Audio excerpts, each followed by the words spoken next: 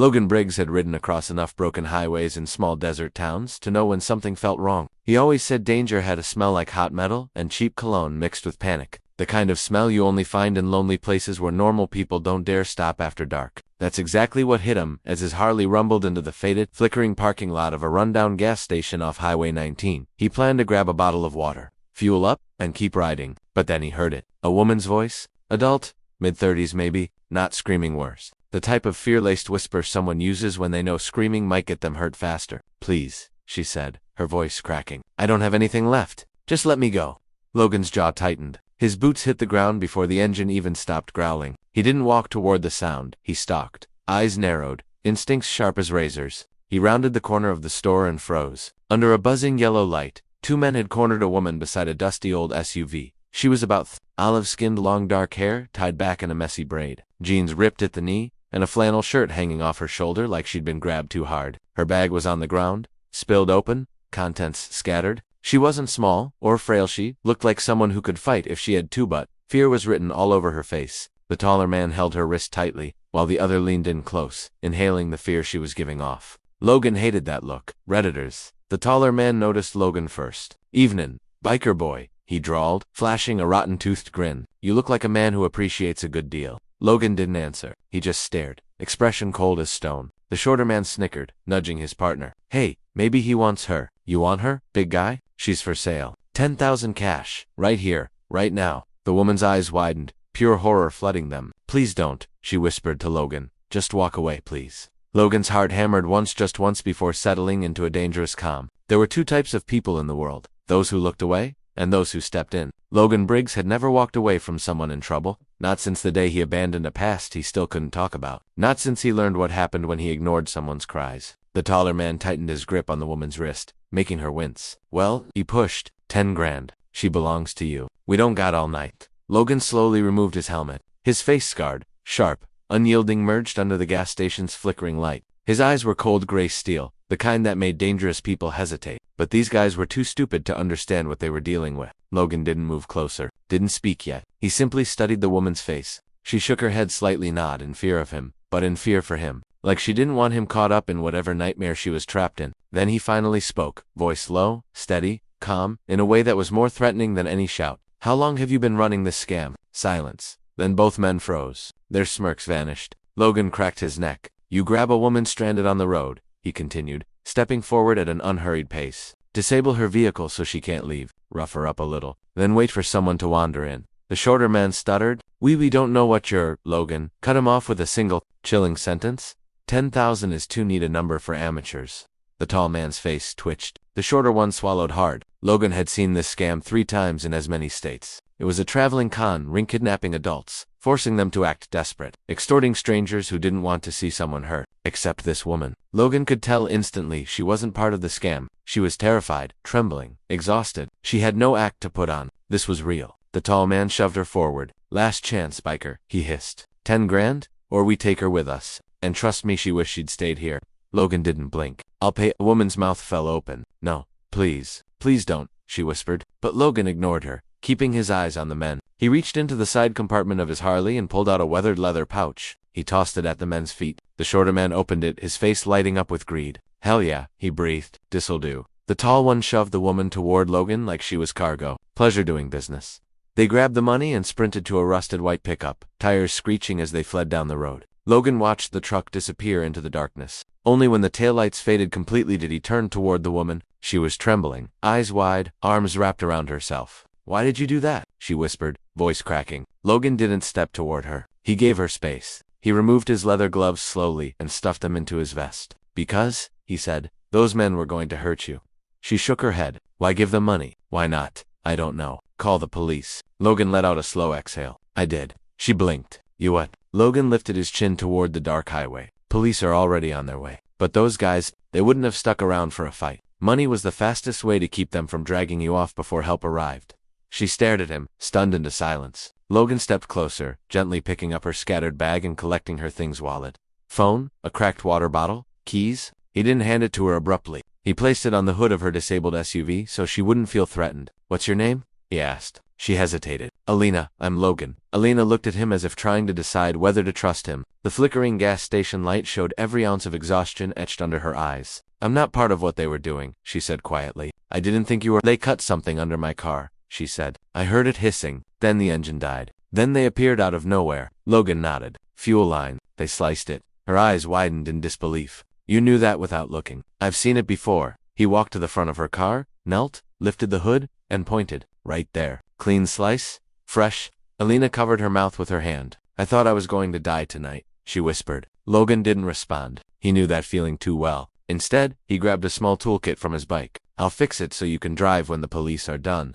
She stared at him, a mix of gratitude and confusion. Why are you helping me this much? Logan tightened a clamp, not looking up. Because someone helped me once. Those words seemed to sit heavy in the air. Logan closed the hood. Fuel lines patched, but it's temporary. Enough to get home, not enough to go far. Thank you, she said. It wasn't a whisper of fear anymore. It was steady, real. Just then blue and red lights flooded the gas station. Alina stiffened, but Logan remained calm, hands visible, posture relaxed. 2 officers stepped out, hands on their belts. Sir, Mom, did either of you call in a report about an abduction scam? Logan raised a hand. Yeah, me. The officer eyed him cautiously. Tattoos, leather vest, biker cut. But Logan's expression was level, respectful. The officer spoke to Alina first, letting her explain everything from the car trouble to the men grabbing her to the strange biker who threw $10,000 at criminals. One officer turned to Logan. Sir, you willingly paid the suspects? With cash? Logan shrugged. Money doesn't matter. People do. The officer exchanged a glance with his partner, clearly thrown off. In their line of work, bikers didn't usually talk like that. After gathering statements, the officers promised to hunt the suspects down immediately. As they left, Alina turned to Logan, hugging herself against the cold.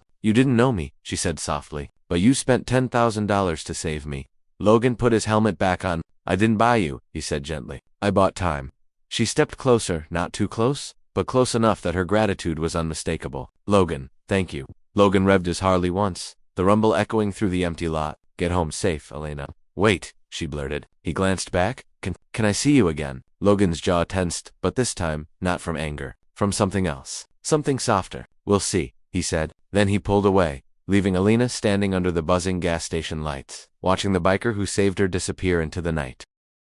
The air outside the gas station felt colder than before, sharp enough to sting her skin as Logan guided the trembling woman toward his Harley, the engine rumbling low like some living animal waiting for orders. And for a moment she just stood there staring at it as though she wasn't sure if she was waking up from a nightmare or walking into a new one. But Logan didn't push her, didn't tell her to hurry, didn't bark orders like those men had. He simply stood beside her with that calm posture of his, stillness wrapped around him like armor. And when she finally swallowed hard and whispered, I don't even know your name, he answered softly. Loganetti nodded, like she was trying to attach herself to something real before the world could twist again. She told him her name was Mara, voice thin, like it was the first time she had said it out loud in years. And when she tried climbing onto the bike, her hands shook uncontrollably, gripping the seat like she expected it to vanish. Without speaking, Logan steadied her by the elbow, and the moment his hand touched her, she recoiled like she had been struck, apologizing a dozen times before he could reassure her that he wasn't going to hurt her, wasn't going to ask anything from her, that she wasn't bought, wasn't owned,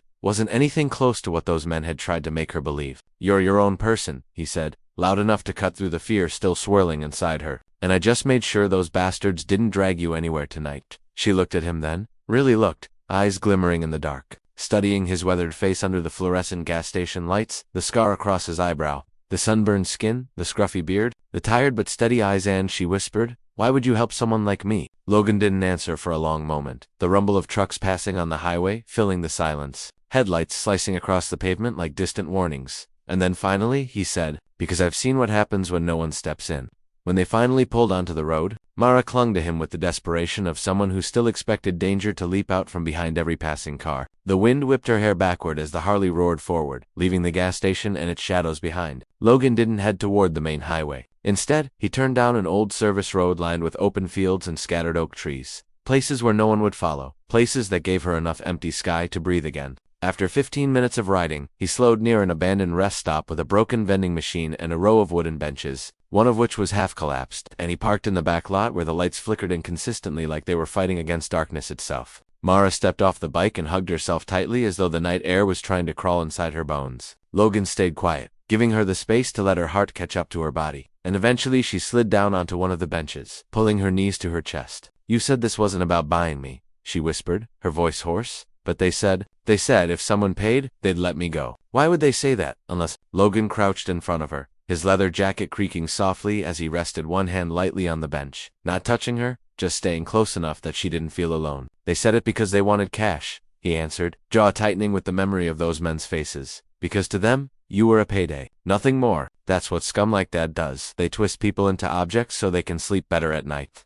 Mara shivered, exhaling shakily, and said she ran away 2 months ago from a boyfriend who became someone she didn't recognize, paranoid, volatile, and when she finally left him, she thought she had escaped until she realized he had people watching her, following her, scaring her into corners until she didn't know which direction was safe. Tonight, she said, those men grabbed her behind the gas station and dragged her to that back lot, laughing while she begged them to leave her alone. They said they'd sell me back to him, she whispered, like I was something he owned. Her voice broke then, cracking down the middle, and Logan's entire body went still, controlled only by the thin layer of discipline he had built over years of trying not to let anger destroy him. He stood abruptly and paced once, twice, 3 times, running a hand through his hair in a frustrated sweep. Mara, listen to me, he said firmly, turning back to her. You are not going back to him, not tonight, not ever. She blinked up at him, startled by the certainty in his tone. But before she could respond, the distant hum of an engine cut through the night. Logan's head snapped toward the road. Stay behind me, he said immediately, his voice dropping into something low and dangerous. Mara froze as headlights flickered through the trees, and Logan positioned himself between her and the approaching vehicle, one hand subtly sliding toward the pocket of his jacket where she noticed only now a folded knife handle tucked against the leather. A rusted Ford truck rolled into the lot, its engine coughing like it was struggling to stay alive, and Logan didn't move until the driver's door opened and a skinny teenager with a baseball cap climbed out, carrying a box of tools. Relax, Logan muttered when he saw the kid's face, though Mara could tell the tension didn't fully leave him. The kid said he recognized Logan's bike from the road and thought he might have broken down. Didn't mean to scare ya, the boy said with a nervous laugh. Logan exchanged a few words with him, calm but clipped, then waved him off, telling him they were fine. When the truck finally disappeared back down the road, Mara exhaled shakily. Is it always like this for you? She asked, wiping tears she didn't remember shedding. Logan shrugged one shoulder. Things find me, he said simply. After a few minutes, he sat beside her on the bench, careful to keep a respectful distance. Mara, you need to understand something, he said quietly. Those men tonight weren't random. If they were connected to the guy you ran from, then this won't be the last time someone tries something.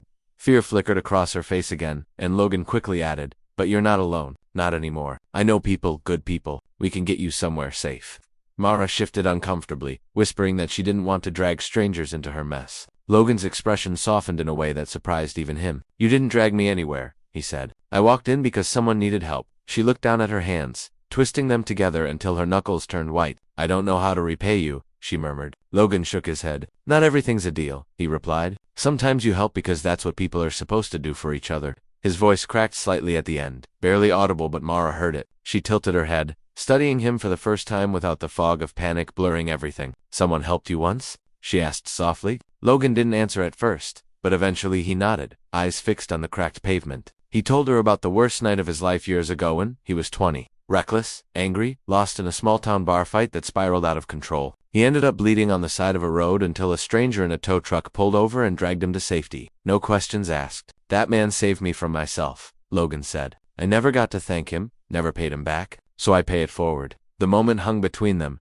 heavy and strange and warm. Mara wiped her eyes again and whispered, thank you, so quietly it almost vanished into the wind. Logan nodded, stood, and glanced toward the direction of a small motel a mile down the road. There's a safe place nearby, he said. Not fancy, not crowded, nobody asking questions. You can rest, clean up, breathe. Mara hesitated, rubbing her arms as a cold gust blew through the lot. You're staying too? She asked, her voice suddenly small. Logan shook his head. I'll be right outside, he said. Not leaving until I know you're okay. But I'm not going to crowd you. Somehow, that answer made her shoulders release a tension she hadn't realized she was holding. She climbed onto the bike again, steadier this time, and as Logan revved the engine, the world around them swallowed the sound like thunder fading over distant hills. They rode under a sky smeared with stars, Mara holding onto the back of Logan's jacket with a grip that gradually shifted from terror to something closer to trust. When they reached the motel, a rundown building with a flickering neon sign and only 2 cars in the lot, Logan parked near the front, then led her inside, paying for the room himself while Mara stood by the vending machine, staring at her reflection in the dirty glass as though rediscovering the shape of her own face. When the room door clicked shut behind her, she pressed her back against it, breathing deeply, while Logan sat outside on the curb, leaning back against his bike, arms folded, eyes sweeping the lot with the vigilance of someone who had learned long ago that safety was something you guarded, not something you assumed. Hours passed. The motel lights buzzed. A lone dog barked somewhere down the road. Logan didn't move except to stretch his neck once in a while. He didn't go inside, didn't sleep, didn't look bored or impatient. He simply waited, like he had promised. Near dawn, the room door opened. Mara stepped out, wearing the same clothes but looking different, eyes clearer, shoulders straighter. She walked toward him slowly, like someone approaching a wild animal who had saved her life. "You stayed," she said, almost in disbelief. Logan cracked a faint smile.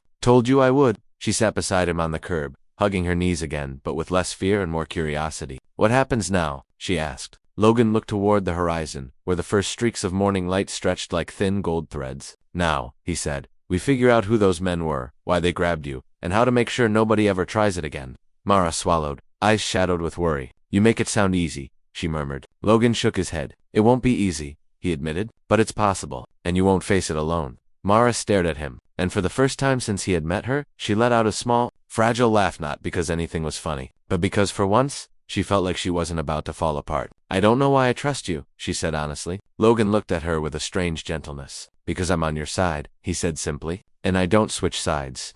She leaned back, staring at the sky, breathing deeply. "Thank you, Logan," she whispered again. "For everything?" He didn't answer, but he didn't need to. The sun climbed higher, warming the cool air around them, and somewhere deep inside the quiet morning, both of them understood something unspoken. The danger wasn't over. The men who grabbed her wouldn't disappear, and the man she had run from would surely come looking, but Mara was no longer alone, and Logan was no longer a man who wandered through life helping strangers without expecting anything in return. Something had shifted, something neither of them fully understood yet, and as the first rays of sunlight hit the chrome of Logan's Harley, the day ahead felt like the beginning of a war they hadn't meant to start, and one they couldn't afford to lose.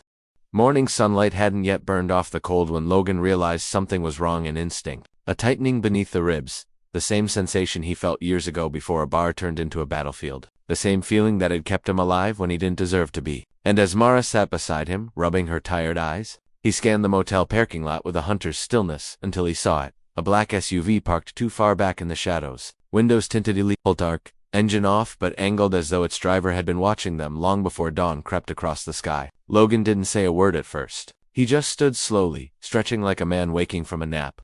But Mara knew she sensed it immediately, pushing herself to her feet with her heartbeat already pounding through her chest. "Is it them?" she whispered, staring at the SUV as though it might dissolve if she blinked hard enough. Logan didn't answer, but the tightening of his jaw said everything. He stepped in front of her, quietly motioning her to stay behind him. And Mara had never felt more torn between terror and trust that Logan wouldn't let anything happen to her, fear that danger had found them before they were ready to face it. The SUV door opened. A tall man stepped out, wearing a gray suit that didn't fit quite right, sleeves too long, collar wrinkled from cheap material. His blonde hair was slicked back, shiny with gel, and his face carried the kind of arrogance that made a person dangerous long before they ever lifted a weapon. He stared at Mara like she was a misplaced item he had come to collect, ignoring Logan entirely, as though Logan was nothing but a piece of background scenery. "Mara," the man called, voice too smooth, too practiced, the voice of someone who had lied so many times he forgot what truth sounded like. Mara's hands shook uncontrollably, her whole body trembling as though the ground beneath her feet had begun to crack open, and Logan shifted just enough to block her from view, his stance widening, shoulders lowering in a posture that told anyone with half a brain that crossing him would be the worst decision of their life.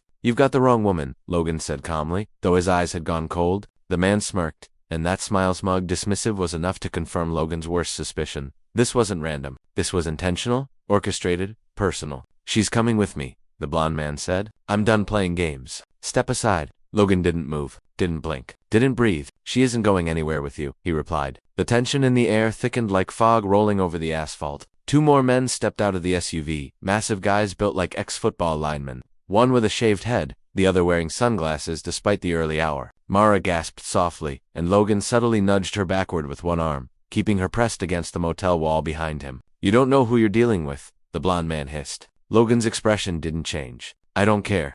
What happened next exploded faster than thought. One of the large men lunged forward, and Logan moved at the same instant, grabbing the attacker's wrist, twisting it sharply until the man's forearm cracked like a branch snapping under pressure. The man screamed, dropping to his knees as Logan kicked him back with a force that sent gravel skidding across the pavement. The second man charged like a bull, and Logan sidestepped him, slamming his elbow into the man's temple hard. enough to drop him flat on the hood of the SUV. The blond man stumbled back in shock, raising his hands as though suddenly remembering he wasn't the one built for fighting. What do you want?" he stammered. Logan walked toward him with a calmness so controlled it was almost unearthly, stopping only inches away. "You're going to tell me why your people keep grabbing her," Logan said, voice low enough to make the blond man flinch. Before the man could speak, Mara shouted, "Don't trust him, he's lying." And the blond man snapped, erupting with venom. "You stole from me," he screamed at her. "You ran with money that wasn't yours. You think you can just disappear?" Mara's knees buckled as the words hit her like blows. Logan turned toward her for a fraction of a second, eyes questioning, "Is that true?" And Mara shook her head frantically, tears welling. "It wasn't like that," she cried. "He stole from me.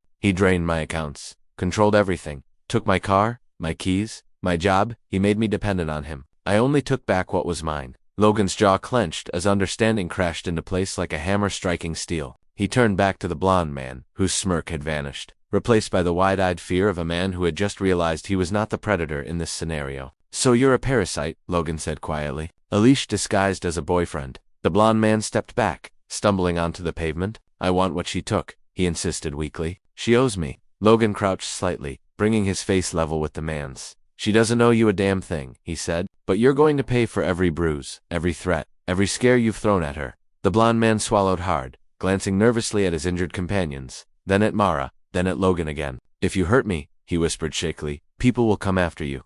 Logan smiled slow, humorless, a smile that carried the weight of someone who had lived through worse threats made by better men. "Let them—" But before Logan could take another step, Mara grabbed his arm tightly, desperately. "Stop," she whispered, her voice cracking. "If you hurt him, this never ends. There will always be someone else. Always another threat. I don't want that. I just want it to be over." Logan froze, not because he feared consequences, but because her trembling grip anchored him back from the edge he'd been ready to jump off. He breathed deeply, then stood straight, stepping back from the blond man. "You hurt her," he said. "It ends here." The blond man scrambled to his feet, confused. Logan pointed at him, sharp as a blade. "You disappear. You leave her alone. You forget her name and her face, because if I hear even a whisper of you bothering her again—" He didn't finish the sentence. He didn't need to. The promise in his voice was enough to make the blond man nod violently before dragging his groaning companions back into the SUV and speeding away so fast the tires screeched against the pavement, leaving a trail of dust behind them. Silence fell thick, heavy,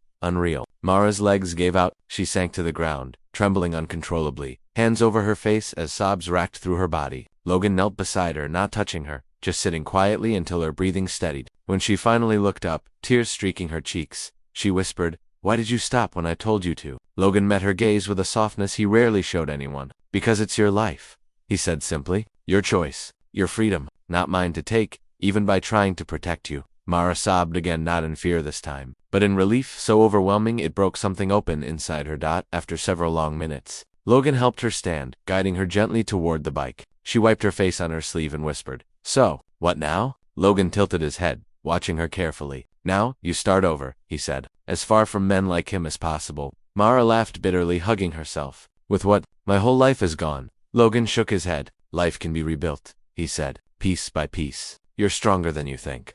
She stared at him for a long moment, at the man who had stepped into her nightmare, fought her monsters, and still held himself back when she asked. Then she whispered, almost afraid of the answer, "And you, where do you go?" Logan glanced at the horizon, that familiar distant look in his eyes that reminded her of a man who belonged nowhere and everywhere at the same time. "Where I'm needed," he said, "where trouble finds me." Her chest tightened painfully, and she reached out, gently touching his arm, the first time she had willingly initiated contact since the night began. "You could stay," she whispered. Logan turned, surprised by the vulnerability in her voice. She swallowed, trying again. "Or at least, don't disappear before I can thank you properly." He studied her for a moment, truly studied her, as though trying to decide whether his presence would protect her or ruin the fragile beginnings she stood on. Then he nodded. "I'll stay for a while," he said softly. Mara didn't smile, exactly, not fully, but the corners of her mouth lifted, just enough to spark something warm between them. They rode away from the motel together, the rising sun stretching long golden rays across the highway. Mara leaned into Logan, not clinging in fear this time, but resting against him for support, comfort, and something else she didn't yet have words for. As the wind whipped past them and the world opened wide again, she closed her eyes, letting herself believe, maybe for the first time in years, that safety wasn't a dream, that kindness didn't come with strings,